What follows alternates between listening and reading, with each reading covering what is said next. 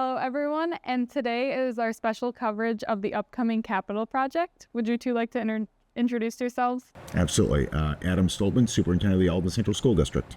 I'm Steve Shchurowsky with Young and Wright Architectural. We're the architects for the district. So today we're going to be diving into the details of the special project, and whether you're a parent, you're a student, you're a teacher, or you're just curious about this project, it's going to be really important to learn more about it before our community votes on it in December. So what was the vision for this capital project, and how did it first get developed? So this particular capital project was developed much like the previous ones. We start with a 5-year building condition survey that our architect, Young and Wright, conducts for us. It's a requirement of New York State Education Department that every 5 years school districts undergo this process. We then present the findings from that process to our community-based committee. That's a committee that's been in existence for probably about 10 or 12 years. And we meet periodically throughout the year. We talk about the buildings and the grounds and the facilities here on our school. And then also talk about a plan to do improvements, plan on addressing some of the concerns that show up in the 5-year building condition survey. Yeah. All right. And then can you just provide an overview of what the capital project looks like at this time? Sure. So it's roughly $48 million in total scope of work, and it is heavily based on infrastructure improvements. So we're talking about things like fire alarms, public address systems, speakers, clocks, a lot of old wiring and things like that are buried behind the walls that have been in place for the last 50 years, in addition to some roof work replacement and parking lot replacement. That was really the inception of the project, a lot of the necessary replacements and upkeep that you'd have to do on a building and buildings of these ages. And then those were rounded out with some more fun and different elements like a cafeteria renovation and kitchen, playground at the primary school, and library renovations. So trying to hit on different things. There were some additional things also in their elevator systems across the district. Those are beyond their useful life, and we've got to significantly upgrade those. Mr. Shchurowsky hit on the roofs, but there's also some significant window work being done within this project. All right. And then what specific challenges are we facing as a district right now that are going to be hopefully solved by this project? So currently right now, we have a roofing system at the primary school that's failing and will require emergency repairs if this project is not approved. It's something that we tried to do this past December when we voted along with trying to purchase the Gamma project. Unfortunately, that did not pass with our community, so the roofing project had to be put on pause. We had to do some more fixes to that to get us through, and we're hoping that by putting it on this year's December vote, it gets approved and we can get it done fast track next summer. There's a mechanism in place for us to do that prior to doing the other renovation work that's going to be voted on in December. The only other challenge that we're facing are, our buildings are aging. Much like our homes, it requires upkeep and work. We've done a really good job, and our community has supported us in the past projects to make sure that each and every one of our roofs right now, with the exception of the ones that we're proposing to be renovated in this capital project in December, are under warranty, and I believe are under warranty for anywhere from 20 to 35 years. 35 years, yeah. So we're in really good shape district-wide with our roofs once we get the primary school roof done. Great. All right. And how did you figure out what areas you were going to prioritize in this project? So as I stated earlier on, we really used the 5-year building condition survey as our starting point. And then we sit down with the community-based committee, which is a committee made up of educators, administrators, community members, our architects, our board of education, our construction manager, and we honed in on some things, and they really set the course on the work that we're proposing to our community. Mr. Shchurowsky indicated each one of our buildings. Mr. Shchurowsky sat down with building level teams and said, if you had a recommendation, if you wanted to change some spaces within your building, what might that look like? And he hit on a couple of them. The intermediate school, their priority was our cafeteria is outdated. Our cafeteria equipment within the area that they produce and make the food. Remember that cafeteria serves not only the intermediate school 3, 4, 5, but also the 6, 7, 8 middle school. That equipment in there is significantly dated, and it doesn't flow real well. So one of the major things that's happening in the intermediate middle school is a cafeteria. Not only the food preparation space, but also the cafeteria space is being proposed to be renovated. At the middle school, they've decided that they really want to take a look at their middle school library, which is 25 plus years old and hasn't been touched. So there's proposals in there to increase that space and significantly renovate that space. At the primary school, in addition to the roofing work and some other items that have to be done, Mr. Stepnick and his team said, our playground here is fairly old, and it's not meeting their needs right now. For those people that don't know, currently right now we house our universal pre-K students, and some of the equipment on that playground isn't adaptable to them because of their size. So the project that we're proposing has a significant upgrade and relocation of the playground. And then, of course, as Mr. Shchurowsky said, there's significant work with up here on the main campus on Park Street with the parking lots and the driveways and so on and so forth. Yep. Did I forget anything? No, I think you hit the main points. So what's the timeline looking like for these projects as of right now, like throughout the schools? So I'll touch on the schedule. We built the project tentatively around a December vote with the direct intention of trying to gain an extra summer of construction. So with any project that a school does, we or engineering firms are contracted to design the project and put drawings and specifications together. All of that has to be submitted to the state education department, which can take upwards of 6 or 8 months. So there's a long window of time for the work to be designed and then submitted to the state education department for review before any work can actually start. As Mr. Stoltman said, we are working on an avenue to ensure that construction can start as early as next summer on the needed areas, doing the roof replacements before more damage actually occurs. Then the bulk of construction would be able to happen in the summer of 26 and 27, with potentially some overflow into the summer of 28. Being an active school campus, we obviously are very limited with when we can do full heavy construction, avoid students, not impact day-to-day operations. So there's a very small window each year.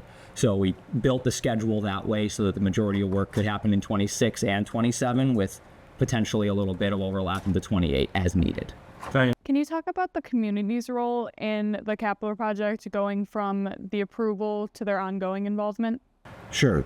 The community's role really begins with the development of the project. We've really tried to embrace our community. For anybody that wants to be an active member of the community-based committee, everybody's welcome. It's not a secluded group. I do recognize, though, that people are busy. They have busy schedules. They're running their children around. They have their own lives. So we welcome their feedback and their input right from day one when we're developing a project, and we're grateful for those people that have committed the time over the course of, like I said, 12 years. Of course, with any school project, the community's involvement is on vote day also, that they come out and they vote for or against the project. We hope it's for the project. And then just to utilize the facilities. I think back to the last major capital project we did, which included the aquatic center and the athletic facilities. And I'm so proud of our community and how they use that. We can walk in on any school day and see our senior citizens walking in our hallway and going and utilizing the pool. Early in the morning, late in the evening, folks out walking the track. Going back 20-something years ago, we built the tennis courts, and our community's using the tennis courts. So their involvement never stops, and we're always open to opening our facilities up. The Alden Town Recreation Program uses our facilities 12 months out of the year. And we open that up for our community because we recognize the school district and the schools and the buildings are really the hub of the Alden community. And then what aspects of the project do you think will have the most positive impact on our students and staff? Well, I vote playground. Yeah, I would agree. I think the little ones are going to love the playground. The current renderings of it look incredible. We haven't decided, obviously, it'd be premature to start picking equipment out and all that stuff, but the primary school teachers and Mr. Stepnick and parents will have a voice in what kind of apparatuses are on that playground. It's not the things, a lot of the things that we're doing aren't real I'll say student exciting. You know, the library, of course, in the middle school will be great. The renovated cafeteria will be fantastic. But when we talk about windows, we talk about elevators, we talk about parking lots and roofs, kids don't get excited about that stuff. You know, but we have to do that work to make sure that our kids are kept safe and warm and our buildings aren't crumbling down around us. Yeah. And then are there any lessons learned from past projects that you're applying to this one? You know, Wax News has been an incredible partner with us in doing interviews such as this and pushing it out to the community. There have been some lessons. I'm not sure how we go about addressing things. Unfortunately, in the last project, there was a lot of misinformation that was out there, and you're shaking your head. You're well aware about what the last project was. I don't know how we combat that. I don't know how we get information out that we're not aware of until after the vote. We had people come, believe it or not, and tell me after the vote that they thought that the proposition to purchase the Gamma property for a transportation facility also included us purchasing electric buses, or, you know, is crazy. I heard a crazy thing that Bulldog Manufacturing was going to start building electric buses. And it was just so far out there. I'm like, I can't believe that was even brought up or a thought. So the lesson learned is, if people are watching this and they hear something that contradicts the information that we're presenting or the information that we're sending out to our residents, pick up the phone, shoot an email, get clarification. Not to change your vote or change your opinion, but so that you're actually able to vote on what the facts are. And I think that's the part that's frustrating for myself and the Board of Education when they hear things, the misrepresentation of what people are actually voting on, or furthermore, how the construction is going to be paid for.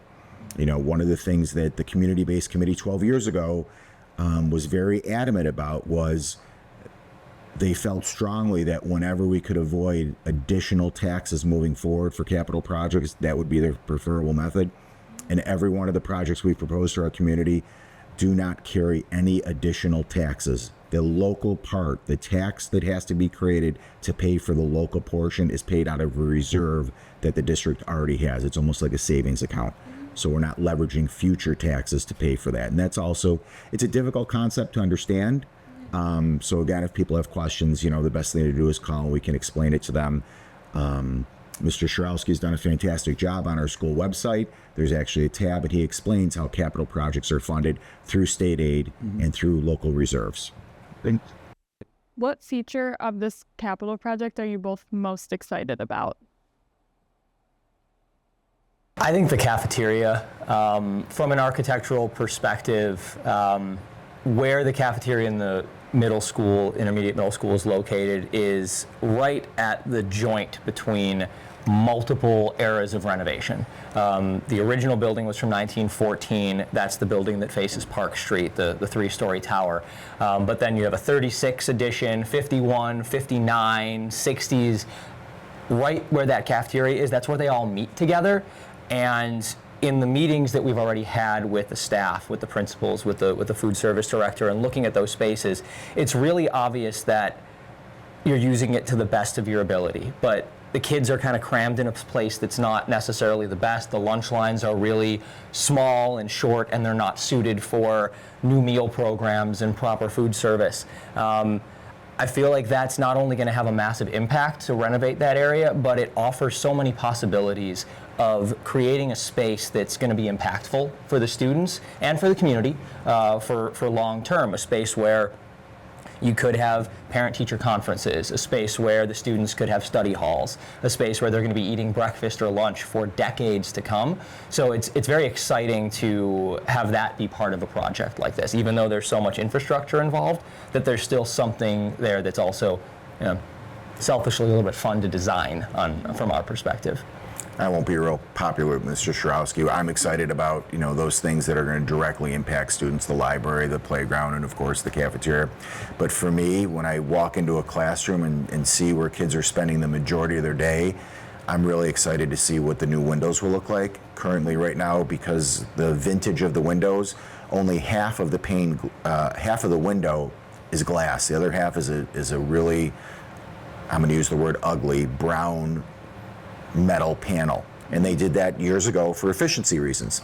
Now with the technology, with glazing, we can actually put an entire window of glass pane in there, which is going to significantly increase the natural light within that classroom, which I think will make a tremendous difference in the atmosphere in that classroom the kids are learning. Several capital outlay projects ago, we did something similar at the intermediate school where at ends of hallways, we put big storefront windows in that had a similar construction makeup. And it just brightens those hallways up beyond belief. So I'm excited about the windows because there's a lot of them, and the natural light that we'll be able to bring into each of those classrooms. Yeah, that's cool. Great. What kind of feedback have you received so far from the community or staff or parents? Generally speaking, the feedback that we've received have been through the CBC meetings, and it's been positive. People understand, they've seen the work. We're excited. We've got boards designed right now that we're going to have out actually this week at homecoming. We're going to have out at open houses, curriculum showcases, so people can see some of the renovation projects that are being planned and proposed. I have not heard much, but typically that stuff doesn't ramp up until about a week to 10 days before the vote. Yeah. Again, if we're able to get this production out and people see it, I would encourage them to call with questions. And, myself, our business administrator, our buildings and grounds supervisor, we sit down with anybody that has any questions. We can go through things with them because sometimes people can't make a 5:30 or 6 o'clock evening meeting. So we make ourselves available. We'll be presenting to the senior citizens group, the Chamber of Commerce, our faculty, our staff, and anybody else that is interested in having us in to explain to them how a capital project works and what this one entails.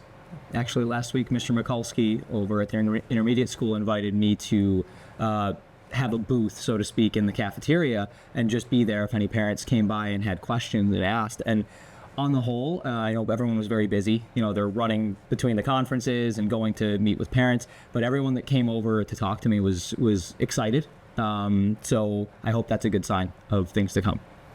How do you imagine that your students and staff will feel when they walk into the new spaces when they're finished? Well, I can tell you, Mrs. DeSalvo, the middle school library media specialist, is really excited. She actually began her career here as a student teacher 20-something years ago, and I know she's really excited to be able to design that space to meet the needs of the learners today in 2024 compared to how it was, 20-something years ago. And while that might not seem like a long time to people my age, I won't say your age, things have significantly changed. I mean, from a circulation standpoint, there were a lot more books in that space than there are right now because of the digital form that we can use for books, and the research, looks much differently now than it did years ago. And we want to be able to adapt that space to meet the needs of our learners. So I think she's really excited. I think that, I'll be honest, I don't know, to the general teachers within the district how excited they're going to be about roofs. They're going to enjoy that they don't have to worry about getting wet. But that's, that's stuff that we have to do that doesn't have a big aha effect. Okay. And in your opinion, what makes a capital project like this essential for our district's success? Well, I'll turn it over to Mr. Shchurowsky because he's got experiences across a lot of different school districts. But for me, I think I shared earlier, this is a necessity to make sure that our buildings are kept up and we don't end up, where we have failing roofing systems or failing windows and we have leaks because we have leaks and things and water penetration. That's where things get really expensive and really damaged, and you get yourself into a boatload of trouble financially trying to repair that. But I'll turn it over to Steve. Yeah, we like to compare school buildings to your homes. Whether it's a roof, a window, a boiler, things break over time, and nothing ever lasts for eternity. And these are just much bigger buildings, much bigger facilities, and there's many more components to them than you would even have in your home. And it takes a much heavier beating. In your house, you might have 4, 5, 6 people. There's hundreds, thousands of people coming through these school buildings on a daily basis. The floors take more of a beating. The doors get damaged. Windows from opening and closing get damaged, in addition to just the natural passage of time. So capital projects on the whole are absolutely vital. We recommend about every 5 years for all school districts that we work with, because there's never enough money to replace everything at one time. You're not rebuilding your home every 10 years or 15 years, you have to do things in small pieces as you can afford them. And a school district is no different. There's only so much money now, so this project has to focus on certain things. And then 5 years from now, it's different things that have to get done. Just like 5 years ago, that project, in addition to the athletic facilities that Mr. Stoltman mentioned, there were boilers that were replaced, there were other roofs that were replaced. It's all part of a long-term plan to ensure that nothing ever catastrophically fails at a school district. What is one thing you'd like to reiterate before the community votes in December, like the most important point about this project? It's happening all around us. School districts across New York State are proposing projects such as this to their communities, and the funding that is in place from a state aid standpoint from Alden's standpoint is about 78%, which means that we're getting 78 cents back on every dollar spent.